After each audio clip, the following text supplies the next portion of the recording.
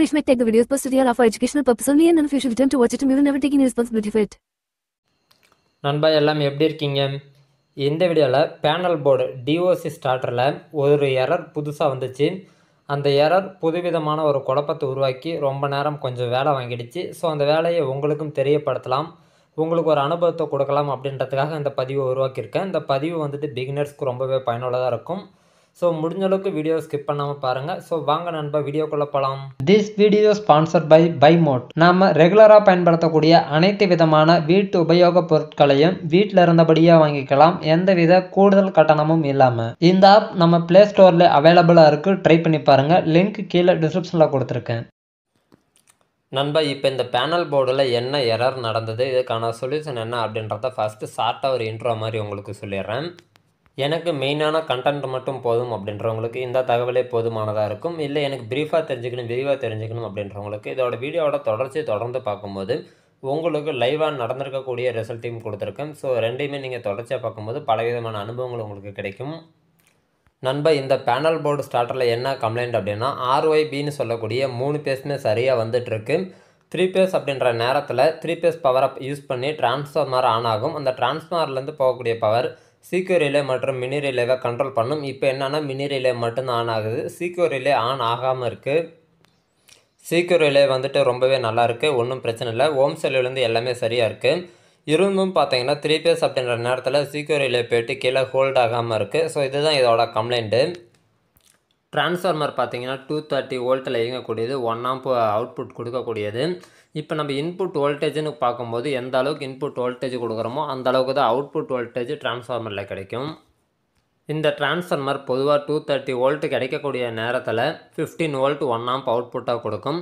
இப்போ வந்துட்டு 180 வோல்ட்டு தான் இன்புட்டாக டிரான்ஸ்ஃபார்மருக்கு போகுது. அதாவது இபிலேருந்து வரக்கூடிய பவர் 180 வோல்ட்டு தான், அதாவது 180 வோல்டேஜ் தான் போகுது. ஸோ அதனால் வந்துட்டு 15 வோல்டேஜ் அதால் கொடுக்க முடியாத 9 வோல்டேஜ் 10 வோல்டேஜ் அப்படின்ற ரேஞ்சில் தான் போகுது. ஸோ அதனால் பார்த்தீங்கன்னா அதுக்கான ஆம்பியர் சரியாக கிடைக்காம ஹோல்டிங்க்கு பவர் பத்தாமல் சீக்யூர் ரிலே ஆன் ஆகாமல் இருக்குது. இதுதான் இதுக்கான காரணம். இதுக்கு 12 வோல்ட்டில் இயங்கக்கூடிய லோ வோல்டேஜ் அடாப்டரை பயன்படுத்தி இதுக்கான பவர் இன்புட்டை கொடுக்கும்போது நம்ம வந்துட்டு அந்த சீக்யூர் ரிலேவை ப்ராப்பராக ஆன் பண்ண வைக்க முடியும் லோ வோல்டேஜில் கூட. பொதுவாக இந்த டிரான்ஸ்ஃபார்மர் 150 வோல்டேஜில் கூட நல்லா வேலை செஞ்சுருக்கு.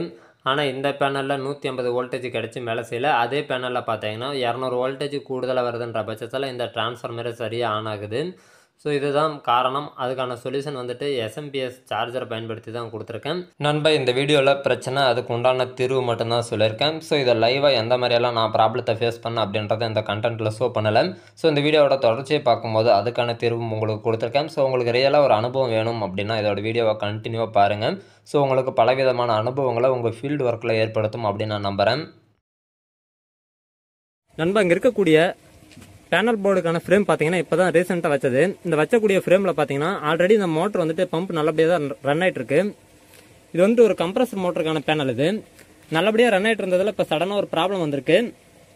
ஆல்ரெடி பார்த்தீங்கன்னா அந்த கஸ்டமர் கவனிச்சாங்களா என்னன்னு தெரியல. ஆனால் இப்போ அந்த ப்ராப்ளத்தை வந்துட்டு இப்போ லைவாக ஃபேஸ் பண்ணும்போது தான் நமக்கே தெரிய வந்தது. என்ன ஒன்றுனா அங்கே வரக்கூடிய RYB ஃபேஸில் வந்து பார்த்தீங்கன்னா உங்களுக்கு RYB வந்துட்டு ஃபேஸ் எல்லாம் கரெக்டாக இருக்குது. அதே நேரத்தில் எர்த்தையும் பார்த்தீங்கன்னா உங்களுக்கு நியூட்ரல் எல்லாமே கரெக்டாக வந்துட்டு இருக்கு.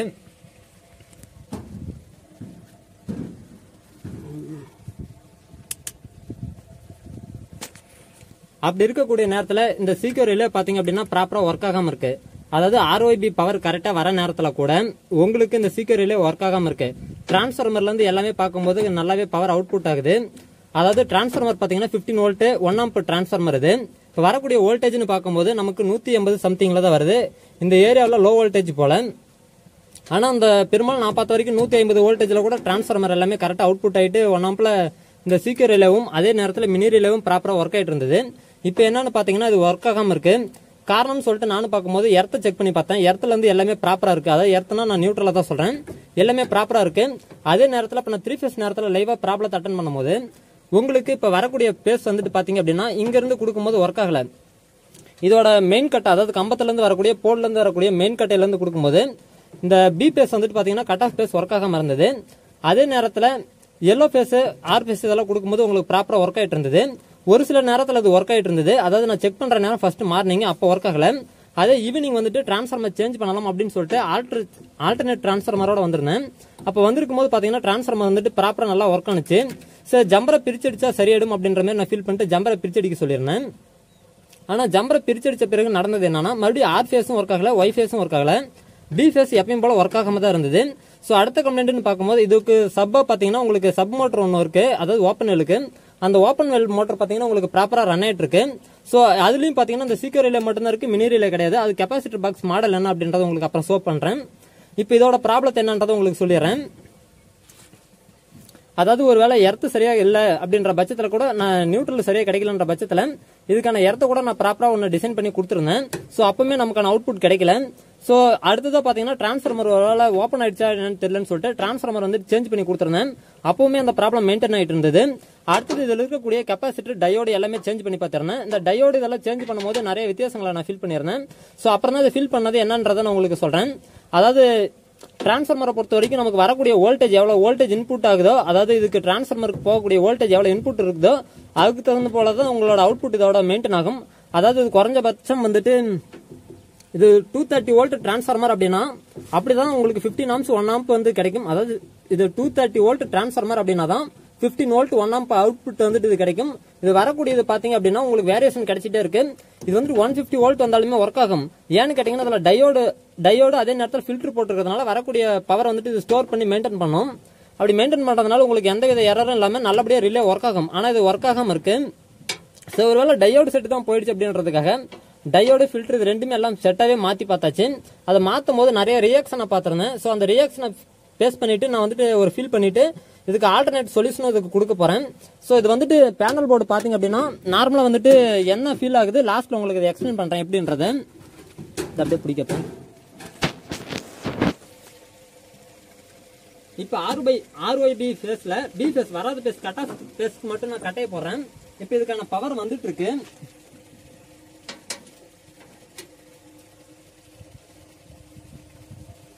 இப்ப இங்க இருக்கக்கூடிய டிரான்ஸ்ஃபார்மருக்கு இப்ப நான் பவர் இன்புட் வந்துட்டு கொடுத்துட்டேன். இப்ப வந்துட்டு 12 வோல்ட் டிரான்ஸ்ஃபார்மர் வெளியே போயிட்டு இருக்கு. இப்ப கொடுக்குற அந்த ரிலே ஆன் ஆகிறத மட்டும் பாருங்க. இப்ப பாத்தீங்கன்னா உங்களுக்கு தெரியும் ரிலே ஆன் ஆயிட்டு இருக்கு.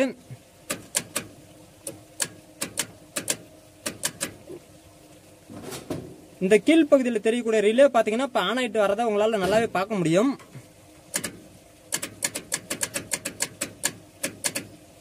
இப்ப இதே பாருங்க. இப்ப நான் வந்துட்டு ஒன்ஸ் ஆஃப் பண்ணிட்டு ஆன் பண்ணி காட்டுறேன் எப்படி இருக்குன்றது பாருங்க.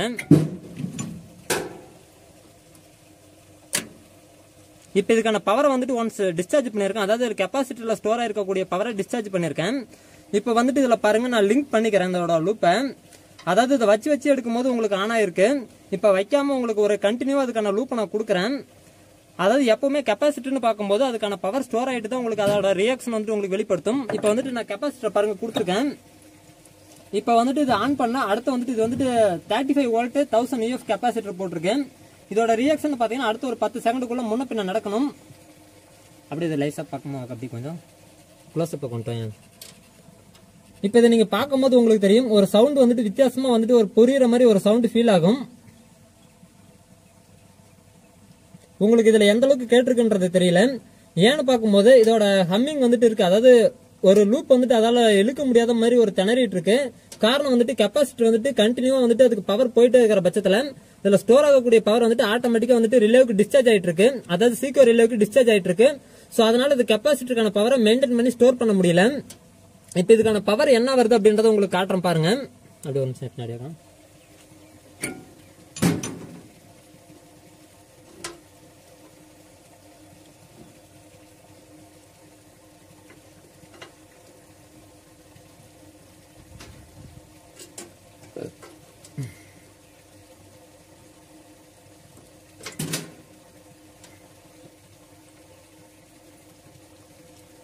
நண்பா இப்ப ஃபியூஸ் கேரியர் போட்டுக்கிறேன் பி ஃபேஸ் கட் ஆஃப் ஃபேஸ்க்கு. இப்ப இதுக்கான பவரை செக் பண்ணி காட்டுறேன் பாத்துக்கோங்க. இப்ப நான் ஏசி மோட்ல வச்சிருக்கேன். அதாவது டயோடு ஃபில்டர் எதுவும் போடல அப்படின்ற பட்சத்துல அது பியூர் ஏசியா கிடைக்கும். சோ இப்ப வந்துட்டு நான் ஃபில்டர் எல்லாமே ரிமூவ் பண்ணிட்டேன். இப்ப இதுக்கான அவுட்புட் உங்களுக்கு செக் பண்ணி காட்டுறேன். இப்ப பாத்துக்கோங்க 14 வோல்ட் கிடைக்குது. அதாவது இப்ப வரக்கூடிய வோல்டேஜ் நான் அப்புறம் உங்களுக்கு ஷோ பண்றேன். இப்ப 14 வோல்ட் கிடைக்குது. இப்ப இதுக்கான டயோடு செட் இதெல்லாமே நீக்கிறேன். இதை நீங்க கொடுக்கும் போது இந்த ஃபில்டர் இந்த மாதிரி மைனஸ் சிம்பிள் வரும். அதுக்கு ஆப்போசிட் பகுதியில் அதை கொடுக்க தொடங்கிக்கோங்க. உங்களுக்கு தெரியலன்ற பட்சத்தில் இருக்கக்கூடிய வீடியோவோட ஹிஸ்டரி பழைய ஹிஸ்டரி பாக்குறீங்க அப்படின்ற பட்சத்தில் உங்களுக்கு கிளியரான ஒரு ஐடியா கிடைக்கும். இதே போல ஏசி வோல்டேஜ் ஹேண்டில் பண்ற பட்சத்தில் என்ன போல அஜாக்கிரதையா ஹேண்டில் பண்ண வேண்டாம். இப்ப இதுக்கான வோல்டேஜ் வந்துட்டு உங்களுக்கு கான்ஸ்டன்டா எவ்வளவு வருதுன்றத காட்டுறேன்.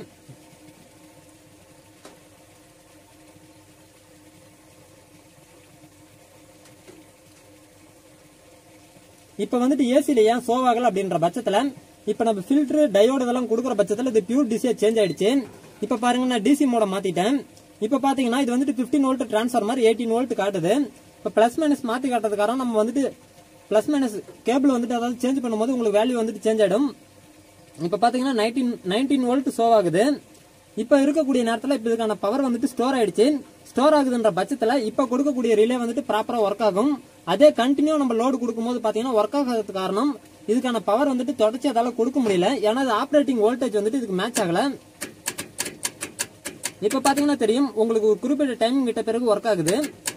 காரணம் இப்ப வந்துட்டு இதுக்கான டைம் அதாவது டிஸ்சார்ஜ் வந்துட்டு கெப்பாசிட்டிக்கான பவர் வந்துட்டு ஃபுல்லா ஸ்டோர் ஆயிடுச்சு. ஸோ அதனால வந்துட்டு இப்போ உங்களுக்கு கண்டினியூ அதால லூப் கண்டினியூ பண்ண முடியுது. இதை வந்துட்டு இப்போ நார்மலா வந்துட்டு நீங்க கையில ஹேண்டில் பண்றீங்க அப்படின்ற பட்சத்தில் இது பலவிதமான மெத்தட்ல ஹேண்டில் பண்ணலாம். அதாவது இது எப்படி பண்ணலாம் அப்படின்ற பட்சத்தில் உதாரணத்துக்கு சொல்றேன்.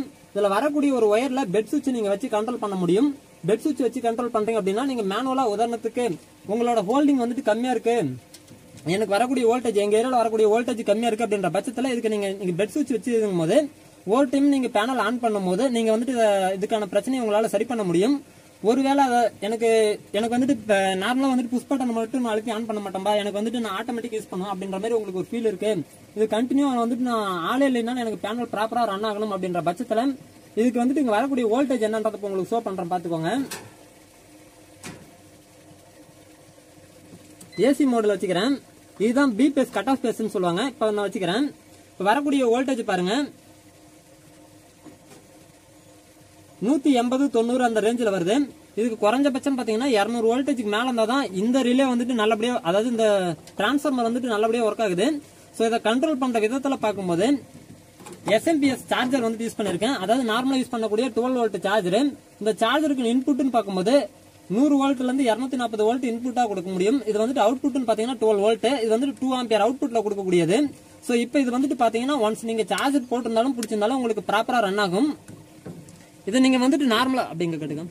நார்மலா வந்துட்டு இதே போல நீங்க சுவிட்ச் பாக்ஸ்ல இருந்து இதுக்கு கனெக்ஷன் எடுக்க கூடாது. இது அப்படி எடுக்கிறீங்கன்ற பட்சத்துல உங்களுக்கு இதோட கனெக்ஷன் டோட்டலாவே மாறிடும். சோ இதுக்கு நீங்க எங்க இருந்து கனெக்ஷன் எடுக்கணும் அப்படின்னா இந்த டிரான்ஸ்ஃபார்மருக்கு போகக்கூடிய இன்புட்னு பார்க்கும்போது இந்த சீக்கிரம் ரிலேக்கு கீழ்பகுதியில் கொடுக்கக்கூடிய பகுதி இந்த பகுதியில இருந்து நீங்க இன்புட்டா எடுத்துக்கோங்க. அதாவது 3 பேஸ் வர பட்சத்துல உங்களுக்கு ROB வராத பேஸ் கட் ஆஃப் பேஸ் சொல்லக்கூடிய 3 பேஸ் வந்துட்டு வராத பட்சத்துல பி பேஸ்க்கு இப்ப பேஸ் வருது அப்படின்ற பட்சத்துல சார்ஜர் வந்துட்டு ஆன் ஆகும். சார்ஜர் ஆன் ஆகுதுன்னா இதுக்கான அவுட்புட் கிடைக்கும். சோ அந்த நேரத்துல வந்துட்டு இதோட இதுல நீங்க லூப் பண்ணும்போது உங்களுக்கு ப்ராப்பரா ஒர்க் ஆகும். ஒருவேளை 3 பேஸ் வரல அப்படின்ற பட்சத்துல இதுக்கான சார்ஜர் வந்துட்டு ஆன் ஆகாது. அந்த நேரத்துல உங்களுக்கு டிரான்ஸ்ஃபார்மர் ஆன் ஆகாது. வழக்கம் போல ரிலே எப்படி ஒர்க் பண்ணுச்சோ அதே போல ஒர்க் ஆகும். சோ இது எப்படி ஒர்க் ஆகுது அப்படின்றத பிளஸ் மைனஸ் முதற்கொண்டு எல்லாமே உங்களுக்கு காமிக்கிறேன் பாத்துக்கோங்க. இப்ப கிளாம் மீட்டர்ல நான் டிசி மோட்ல வச்சுக்கிட்டேன். இப்ப இதுக்கான பவர் உங்களுக்கு நான் காட்டுறேன். இப்ப பிளஸ் மைனஸ் எதுன்றத பாத்துக்கோங்க. இப்ப இது மேல் பகுதி பிளஸ் ஒரு அடையாளத்துக்காக நான் வளைச்சு வச்சிருக்கேன். இப்ப இது இருக்குல்ல உங்களுக்கு இந்த SMS சார்ஜர் வந்துட்டு உங்களுக்கு நான் ஆன் பண்ணி காமிக்கிறேன் எப்படி ஆன் ஆகுதுன்றத. இதோட ஹோல்டிங் எப்படி இருக்கு என்னன்றத ஒன்ஸ் நீங்க லைவா பாத்துக்கோங்க. அதுக்கப்புறம் அதோட ரிசல்ட் தெரிஞ்சுட்டு அதுக்கு தகுந்த மாதிரி பண்ணிக்கலாம். இப்ப வந்துட்டு இது பிளஸ் மைனஸ்ன்றது தேவையில்லை. நம்ம வந்துட்டு எப்படி கொடுத்தாலுமே உங்களுக்கு கரெக்டான அவுட்புட் கிடைக்கும் போது உங்களுக்கு ஆன் ஆயிடும். இப்ப பாத்தீங்கன்னா உங்களுக்கு ஹோல்டிங் வந்துட்டு நல்லா பக்காவா இருக்கு. உங்களுக்கு பாத்தீங்கன்னா தெரியும். சோ இப்போ வந்துட்டு ஃபியூஸ் கேரியர் ஒன்ஸ் நான் ரிமூவ் பண்றேன். பாத்துக்கோங்க எப்படி ரிலீஸ் ஆகுதுன்றத. திரும்ப பாருங்க அடுத்து ஒரு இந்த இதுல இருக்கக்கூடிய சார்ஜர் பாத்தீங்கன்னா உங்களுக்கு இருக்குன்ற பட்சத்துல கெப்பாசிட்டிக்கான பவர் டிஸ்சார்ஜ் ஆகுதுன்னா இந்த LED வந்துட்டு ஆஃப் ஆயிடும். சோ இப்ப பாருங்க இந்த ஃபியூஸ் கேரியரை நான் ஆன் பண்றேன். உங்களுக்கு டக்குனு ஹோல்டிங் ஆகும். சோ இதுல உங்களுக்கு தெரியும் எந்த அளவுக்கு இதோட பெர்ஃபார்மன்ஸ் இருக்கு அப்படின்றத. சோ நமக்கு வந்துட்டு ஒருவேளை சார்ஜர் வந்துட்டு இந்த SMS பொறுத்த வரைக்கும் இடியில இந்த மாதிரி இதுல வந்துட்டு ப்ரொடெக்ஷன் கிடைக்காது. ஒருவேளை ஃபெயிலியர் ஆகுதுன்ற பட்சத்துல நமக்கு வழக்கம் போல டிரான்ஸ்ஃபார்மர் ஒர்க் ஆகிற வகையில சோ இதுக்கான பவரை நான் கொடுக்க போறேன். சோ அது எப்படி கொடுக்கறேன் அப்படின்றத பாத்துருவோம். இப்ப ஃபியூஸ் கேரியரை ரிமூவ் பண்ணிக்கிறேன். இப்ப இதுக்கான சார்ஜர் வயருக்கான அவுட்புட் எடுத்துக்கிறேன். அதாவது பிளஸ் வந்துட்டு இங்க நம்ம எதுல வேணாலும் கொடுத்துக்கலாம், ஒன்னும் பிரச்சனை கிடையாது.